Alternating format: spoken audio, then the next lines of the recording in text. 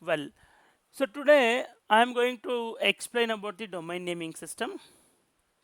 So domain naming system means it is a service or a protocol which we predominantly use. Okay.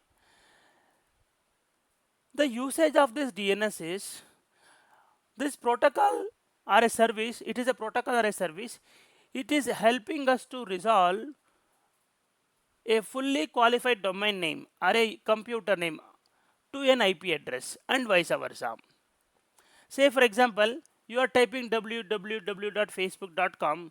As soon as you hit enter, it will help this DNS will help us to resolve that facebook.com into the IP address of it. Because we understand the names and computer understand the numbers. Okay, so the DNS acts as a bridge between computer and the server, or the user and the server. Okay, that is called as the DNS. So now let me explain you how the DNS query happens. What happens when I type the domain name and hit enter in the browser? There is some negotiation and the handshaking will happen. Okay, to resolve that particular domain name into the IP address.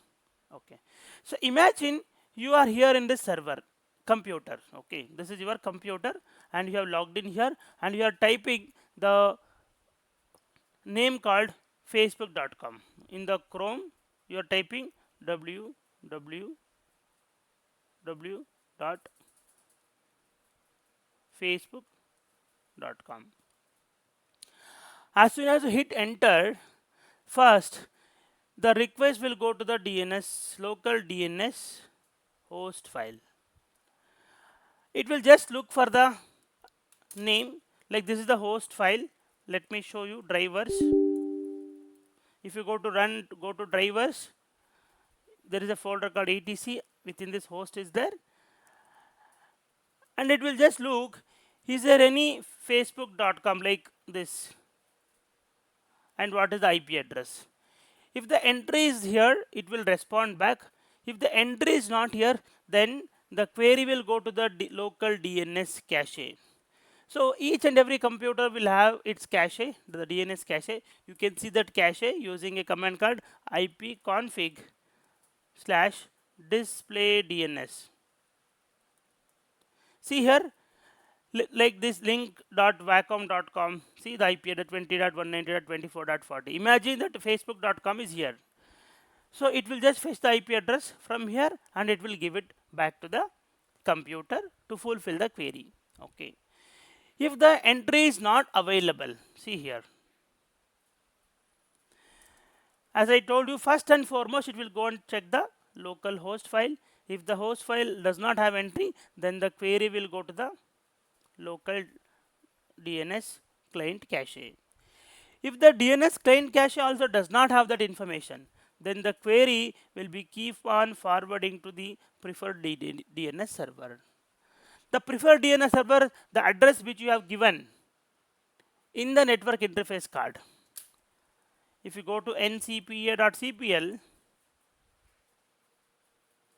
if I open the Ethernet, there if you go to the IP version 4 and you see here 192.168.100.50, this is your preferred DNS server. Like this, you can add multiple also, alternate all these things, 192.168.100.51. Just an example, I'm giving this one. Okay, add it. Fine. Now the DNS will go to the DNS server. The query will go to the DNS server. Check all the zones available, and within the zones, do I have this facebook.com entry? If the entry is there, it will give the answer back. If the entry is not there, then the DNS server will tell, I have not found this entry, but I have a friend, he may know it, and he will forward the query to the alternate DNS server. See, it will go to the local file, DNS cache, then it will forward the query to the preferred DNS server. You see here, this is your preferred DNS server.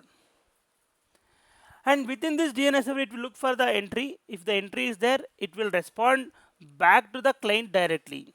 If the entry is not there, then he will tell I have not found this answer. Let me ask my friend. Then he will forward the query to his friend who is called as alternate DNS server, the second or third or fourth DNS entry that you have added in the network interface card.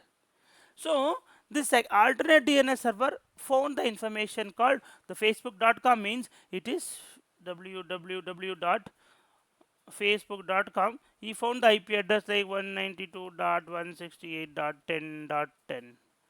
What he will do, he found the answer for that, then he will not directly respond to the client computer. What he will do, since the query came to me with my friend preferred DNS server, let me give this information to preferred DNS server. He will give the information of this IP and the domain name to the preferred DNS server. Then preferred DNS server will respond to the client stating, yes, I have found the answer, please take www.facebook.com, means it is 192.168.10.10. So next time, if any other uses the facebook.com, when the query go to the preferred DNS server, the preferred DNS server, now he learnt the facebook.com information from the alternate DNS server, and this information will be stored in its cache. So he can respond only. Next time onwards, he can only respond because he has got the information from the alternate DNS server. So this is how the DNS resolution works. But there are multiple things are there. Here I'm asking the preferred DNS server, then the preferred DNS server is forwarding the query to the alternate DNS server. So there are some queries types are there. Okay, we call one word or one name. If the preferred DNS server responded me, I will call that as one name. If alternate DNS server is responding me, I will call in a different name. Let us understand the query type. Okay, the DNS process, actually there are three types of queries are there. If you look at this picture, when you type or when you requested the www.facebook.com, if the DNS request starts and goes to the preferred DNS server, he is the preferred DNS server, and if the preferred DNS server, he himself is responding me back, such queries we call it as iterative query. Means at the first iteration itself, I am able to get the response. My preferred DNS server itself is able to respond me back with an answer, and that is called as iterative query. Means at the first interaction or the first iteration only, I got the answer. That is called as iterative query. Hope this is clear. Sometimes what happens, the preferred DNS server does not have the answer. He will forward the query to the recursive, the secondary server or the third alternate server. So if the queries keep on forwarding till it gets the best result, from preferred to alternate, alternate to another alternate, another to another alternate, if the queries keep on forwarding like this, or if the queries keep on reoccurring, we call it as recursive query. Because here the queries keep on reoccurring from preferred to alternate server and from the second alternate to third alternate server till it gets the best result. Such queries we call it as recursive query. Sometimes what happens, you are trying to resolve from IP address to host name. So now all this time you are typing name and you are trying to resolve to IP address. But sometimes what happens, you are trying to resolve from IP address to the name. Okay, you will be doing some troubleshooting activity. You do the trace route, and the trace route is going and standing in an IP address called 192.168.1.100, and you don't know what is that 1.100. You want to know the name of it. Then what you will do? You will do ns lookup space the IP address, and it will tell one name of the device. Maybe the name of the device can be a firewall or a router. Okay, so to get the name, you use the IP address, or by using the IP address, you will get the name of the device. Such queries we call it as inverse query. Whether the query is a recursive or iterative, if you are resolving from name to IP address to name, that is called as inverse query. So there are three types of queries are there: iterative, recursive, and inverse. Iterative means you are asking the information for the DNS server, the preferred DNS server itself will fulfill the answer. At the first iteration itself, your query is getting fulfilled. That is called as iterative. If the queries keep on forwarding from preferred DNS server to alternate DNS server and alternate DNS server to another alternate DNS server, like this, if the queries keep on forwarding, that is called as recursive. Say for example, I want to get an answer. I want to go to Vijayanagar from Bangalore, and I'm asking you, and you will tell, no, no, I don't know. My friend is staying close by to Vijayanagar. Let me ask him. You will ask him. So once you know the answer, you will call me back. So here I'm asking you, and you are asking your friend. The queries keep on forwarding from one person to another person. This is called as recursive. Iterative means I'm asking you, you directly tell me, yes, I know this address, you go there. That is called as iterative. Okay. Inverse means whether the query is iterative or recursive. If I'm asking from IP address, if I am trying to find the name, that is called as inversive. Okay, inverse query. Hope this is clear. Yes, sir. Okay. So now you know how the DNS query happens, the handshake happens, and how many types of queries we have. Now let me explain you. There are two types of resolutions are there. One is forward lookup, another one is reverse lookup. Forward lookup means always you are trying to resolve your names to IP address. So reverse lookup means you already have IP address, you want to find the name. That is called as reverse lookup. Forward means you are having a name called www.facebook.com and you are trying to resolve it to the IP address. Reverse lookup means you already have the IP address but you wanted to know the name. That time you will do reverse lookup. Let me show you how it is. See, you already have an IP address. You go to the command prompt. Here type ns lookup. Now I'm trying to know the IP address of the facebook.com. You type a command called ns lookup and type the facebook.com or any domain that you wanted to know and hit enter. Now you see, using the name, I have derived or I have found the IP address of the Facebook server. This is called as forward lookup. So sometime what happens, you may know the IP address 163.70.139 and you want to know what domain or which stream it is belongs to. Okay, you see here, now with the help of the IP address you found this is belongs to facebook.com domain. So this is called as reverse lookup. So there are two types of resolutions as I mentioned, forward and reverse. Forward means name to IP address, reverse means IP to name. Then there are three types of zones in the DNS. Zones are nothing but the storage area.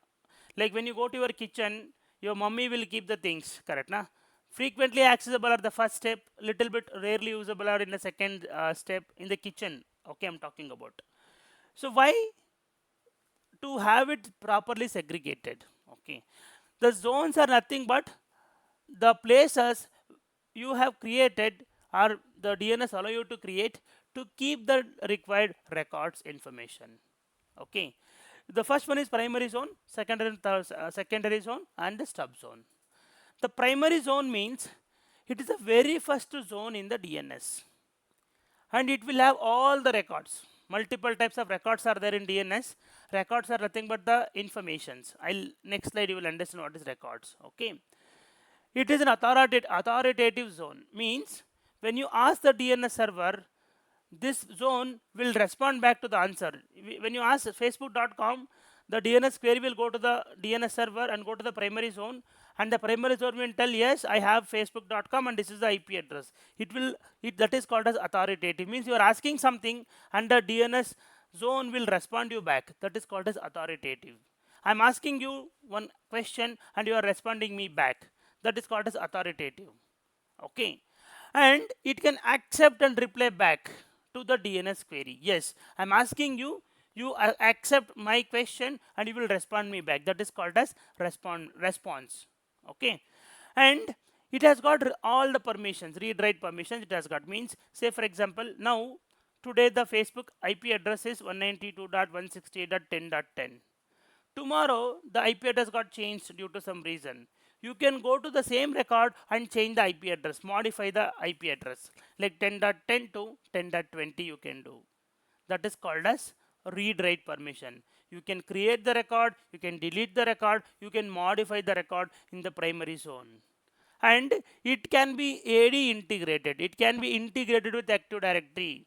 I told you day one, DNS and Active Directory both are integrated. If without the DNS, Active Directory will not work, because you can initiate or you can integrate the DNS with the Active Directory, so that the DNS replication will be happening along with the Active Directory. So when I was explaining the database of Active Directory, I explained you about the one application partition also, correct na?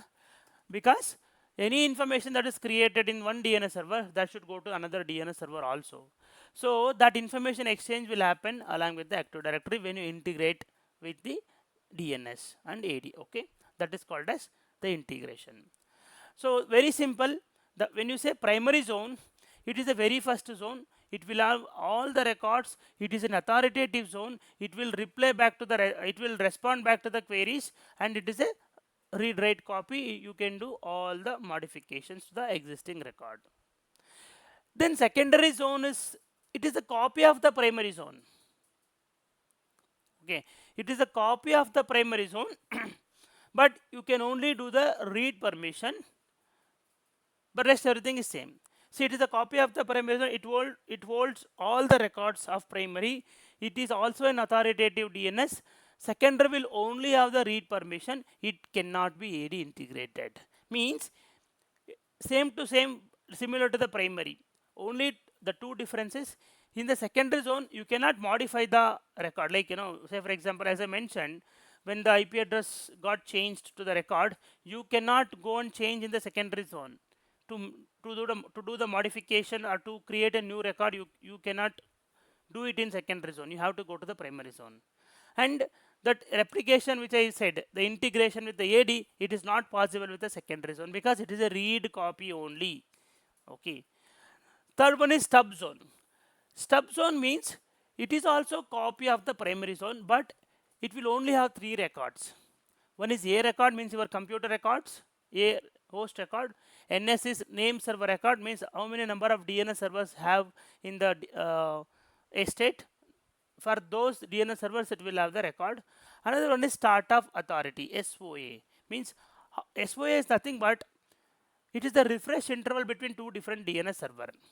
If you have 10 DNS server, it will create the SOA record and it will tell how all these 10 servers should get the replication, how frequently, 10 minutes or 15 minutes once they need to talk, how frequently they have to communicate each other to exchange the information.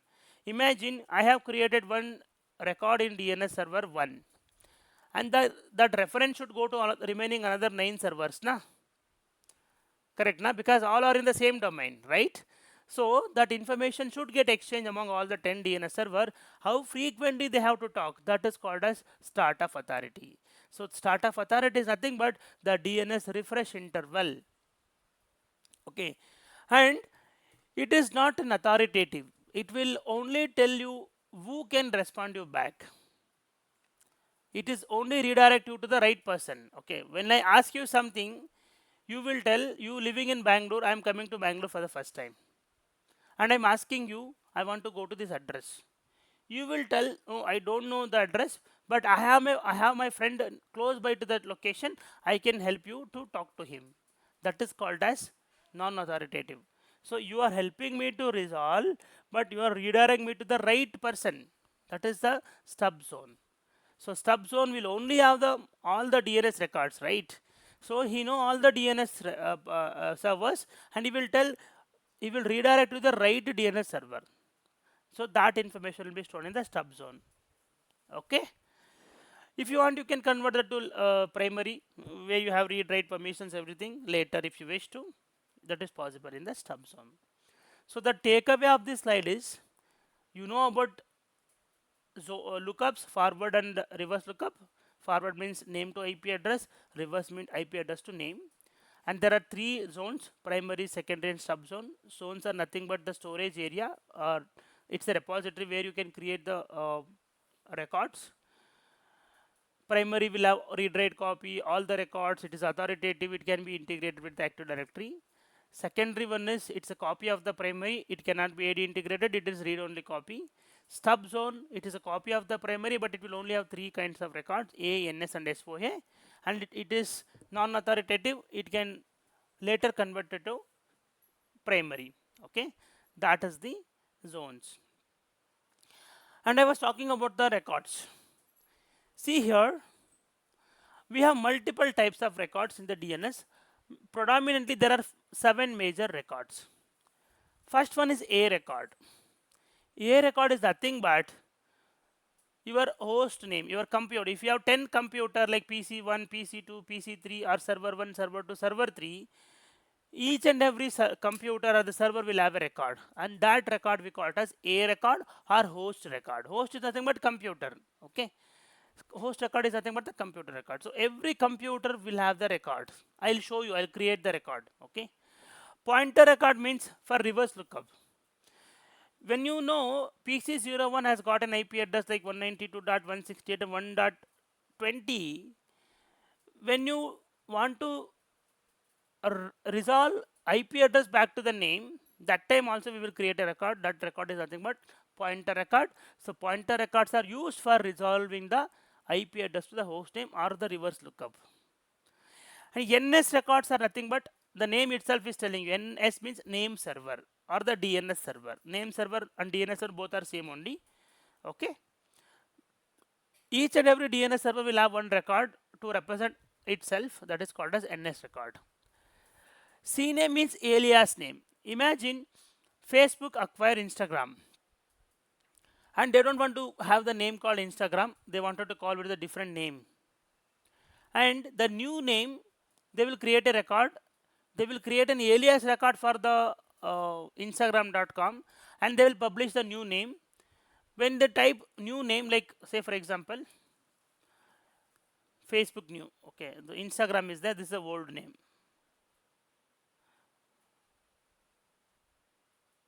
Instagram.com. So I will create an alias for this. Say for example FE only. I will just create an alias like fb.com. When the user, and here is the application hosted server. Okay. So what I will do, I will create an alias for the Instagram.com. So when the user browse www.facebook.com, that time also this is an alias for the Instagram.com, the same application opens. And there are some old users, they will still access the Instagram.com. Even then they type Instagram.com, that time it will just go here, but they will throw in warning, the Instagram.com will be terminated going forward, please use the name called facebook.com. Like that one notification goes there. So alias is nothing but another name, like Dali alias Dhananjay, Kicha Sudeep, like that. It's an alias name or another name or nickname, that is called as CNAME, or we call it as canonical name.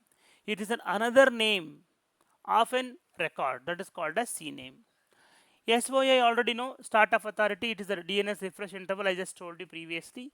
MX record means it is exchange mail servers, mail exchange servers. Okay, that is called if you have exchange servers in your office or mail servers in your office, each and every server will have one record, that is called as MX record. The last one is SRV record. SRV is nothing but service relocator record. So there are certain services, when you start them in the estate, they will create one record and they will advertise themselves, stating, I am present here and you can reach to me for these things to get it done. That is called a service relocator. Like your KLM, key license manager, means your license activation tool will be there. As soon as you build a new computer or server, you don't need to activate it, license them. This KLM will activate them or license them. Okay, that is called as the SRV record. Example, Telnet is there, SQL is there, multiple other services are there. Okay, so basically to identify a service, the service itself will create a record that is called as service relocator record. So these are the major 7 records. 100% this question will be there in the interview. Don't, concentrate more on it. The next one is actually root hints. The root hints are nothing but the DNS servers which are available in the internet. Okay. So say for example, you are working in an organization called facebook.com, but you are browsing some application called sony.com outside, or maybe microsoft.com. So you are trying to browse computer1.sales.microsoft.com.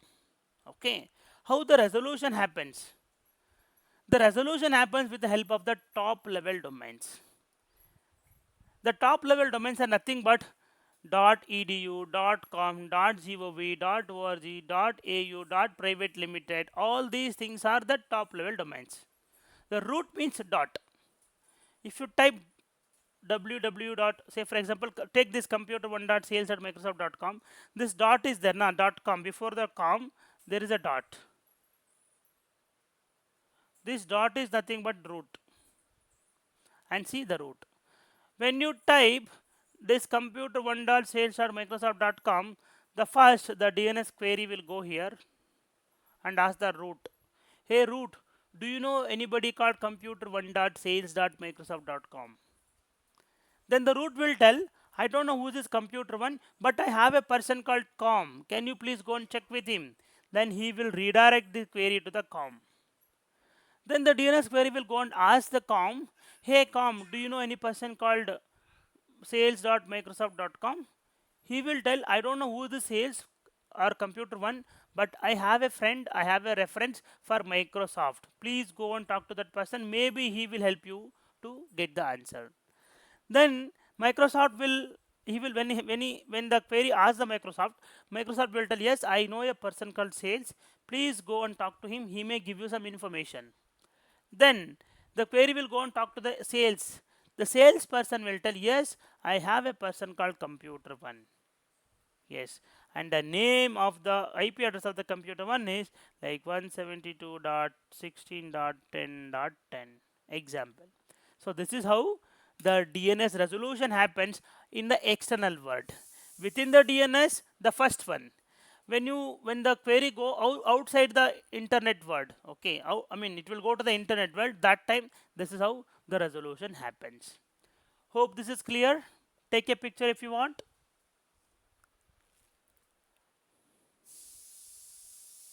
So this is how the root hints are and the final top level domains are work. The last thing is forwarder. Forwarder nothing but those are some DNS address references who will forward the query to the external world. Means, say for example, you are working in office. Within your office, websites will work with your local DNS server, but you want to browse something outside the internet world. That time, there is a concept called forwarders. Say for example, in your network interface card, you have only given two preferred and alternate DNS server. If the preferred and alternate DNS server are not able to respond you back with the answer, then the query will go to the forwarder, and the forwarder will forward the query to this root, and from this route, you know how the resolution happens.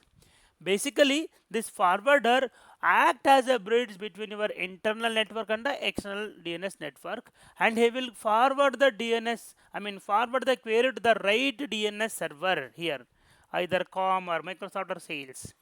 Okay, that is the help of the forwarder. And there are couple of important commands actually. One is ns lookup, another one is ipconfig, display DNS, and flush DNS. So if you go to the command prompt, say for example, you want to know whether the DNS is working or not, you have to use this command ns lookup and put the name or IP address. Facebook. See, wrong command, ns lookup facebook.com.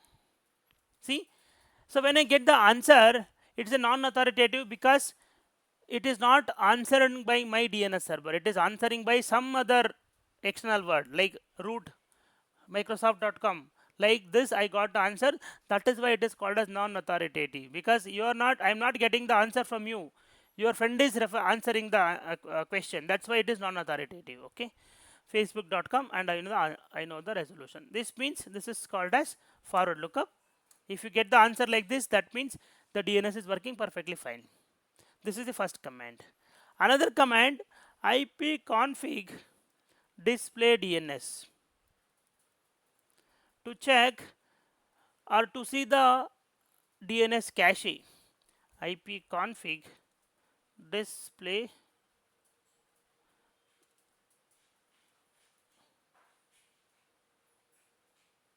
see, it is giving me all the DNS cache. So sometimes what happens, imagine this is your website www.wacom.com.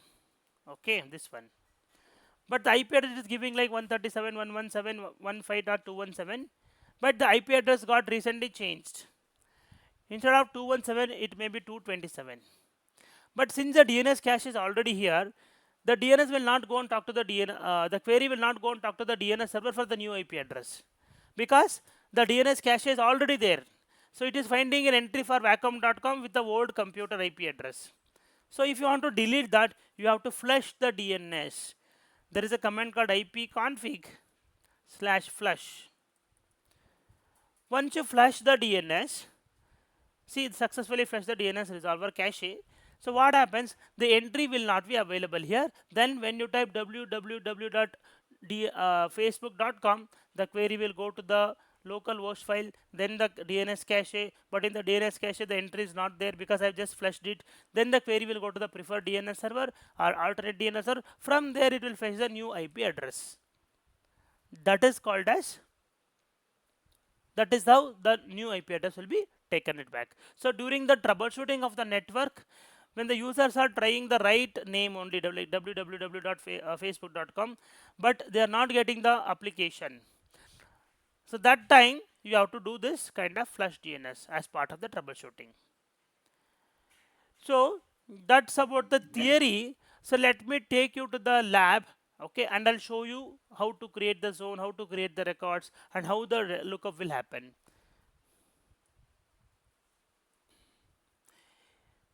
See here, I have just logged into the domain controller DC01, and you are already aware of it. Like when you configure the Active Directory domain services, the DNS server will also get installed. So if you go to tools, there is an option called DNS console. Open that. Once you open it, you see the DNS is open now. The console is open now. So let me maximize this and see here. You have your primary. This is your primary zone, because you have created your google.com, right? So with the name of google.com, one primary zone got created, which is google.com, and all the computers entries are created here, and these are called as the records. See, ADC01, my computer has got the IP address. BNG PC02 has got the IP address. DC01 and DC02 has got the IP address. Imagine you have a new computer, okay, and the computer name is BNG-PC03, and you're trying to look up what is the IP address. So you come here, you will type ns lookup BNG-PC03, and you're trying to hit enter, and see now the 2 seconds it took, right? In the 2 seconds it was saying to do the negotiation, means it go and check in the local host file, DNS cache, then it came to this google.com here, and in the within the google.com it is not finding anything. You can even mention like this pc03.google.com, so that you will directly go here to the primary zone. Even here also the same, it is not entries there. See, bng-pc03 google.com non-existent domain. Okay, because it does not find the PC03 entry here. So how to create that entry? That is nothing but how to create the record. So you know that PC03 is a host record. Go here, click on new host a record.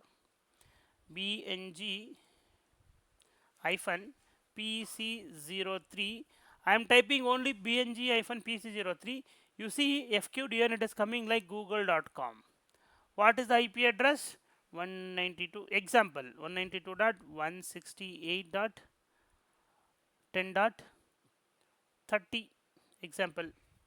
And here create associated pointer record is there. I will not create it now. I wanted to show you something. Okay, add host. See, now the new record got created. The name is bng-pc03 and IP address is 10.30. Okay, see here.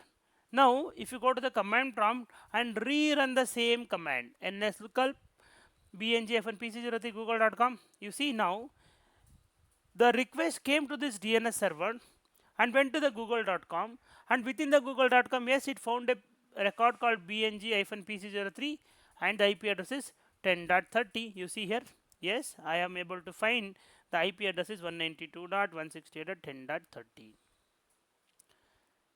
So this is a primary zone, and I told you primary zone will allow you to make the changes. It is a read write copy. See, right click, you can delete it. Go to properties. If you want to make 30, imagine you have given wrong IP address. You see here everything is 192.168.230 is there. This is 10 is there. So what I will do, I want to make it as common 230.30.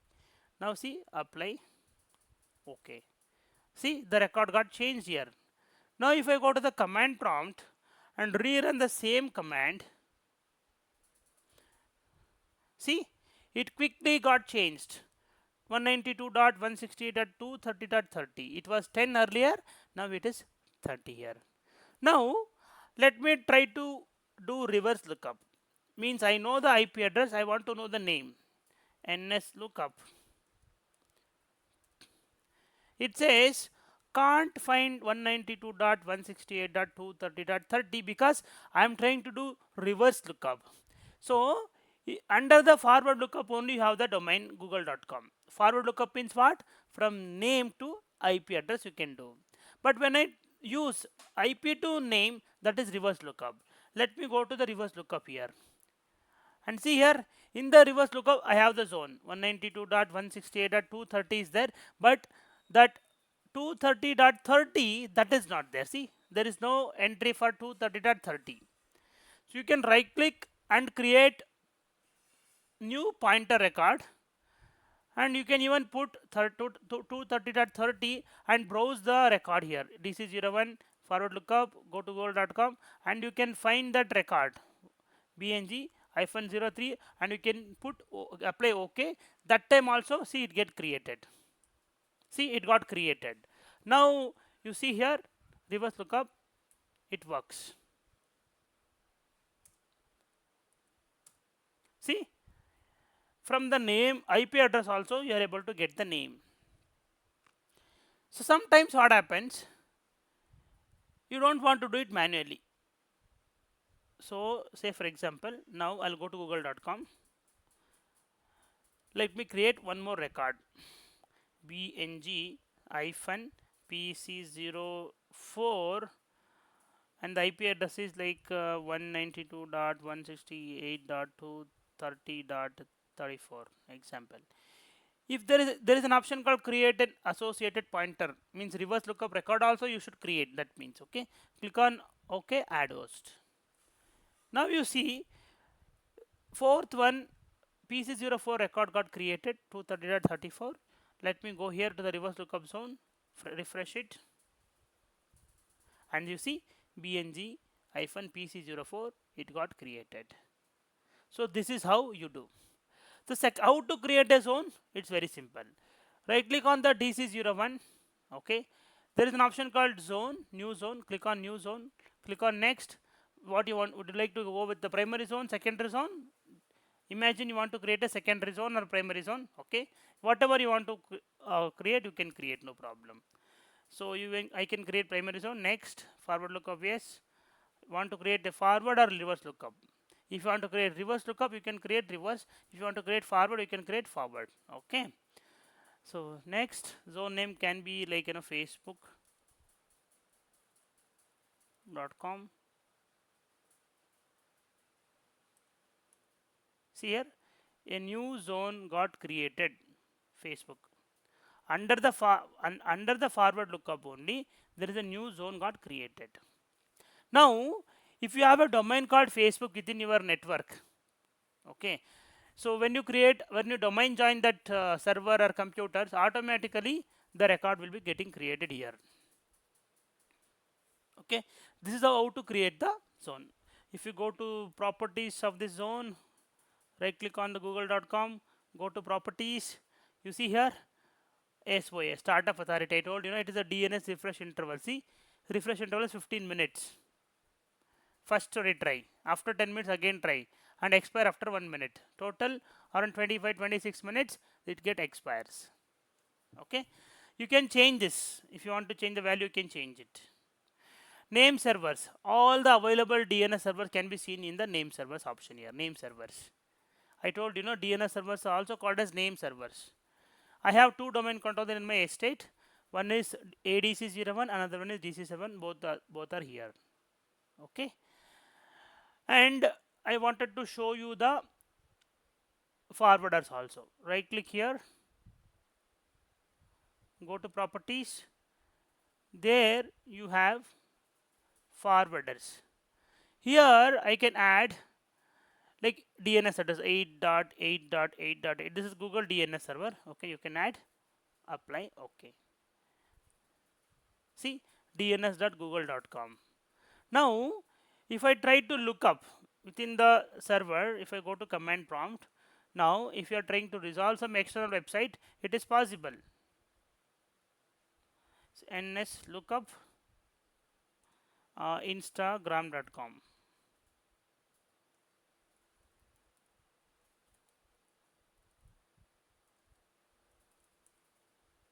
See, I'm able to get the instagram.com. But if I remove this one, if you go to DNS and properties and forwarder, if you don't want this, you can just delete it, no problem. Okay,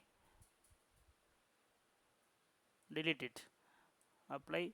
Okay, now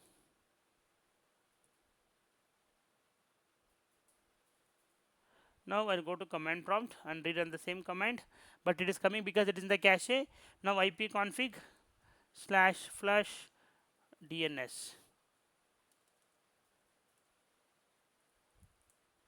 flush. It is coming from none other relative. Okay, let me try some other name. Okay, ns lookup. It will take some time to get refresh also. That's fine. ns lookup, maybe ibm.com. Let me try. Oh, from where it is coming? Maybe somewhere. Let me check DNS here. ncpa.cpl. Google.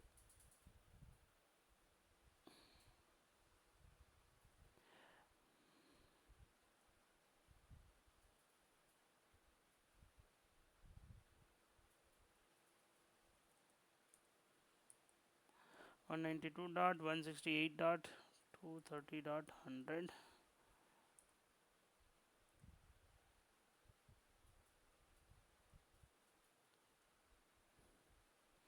Let me close it and open. It should not happen actually. Sometimes this VMware it will pick up, VMware client will pick up from the base machine. Okay, that is the problem. But in the real time, it is not like that. If you remove the DNS, you will not get anything. Props actually, go to forwarders. Interfaces is fine. Yeah, it's fine now, I guess. Because it is coming non-authoritative. If you see, it is, this server is not giving the answer. Someone else is giving the answer. Maybe the base machine might be giving the answer. Okay, ns lookup. It is what is that, insta.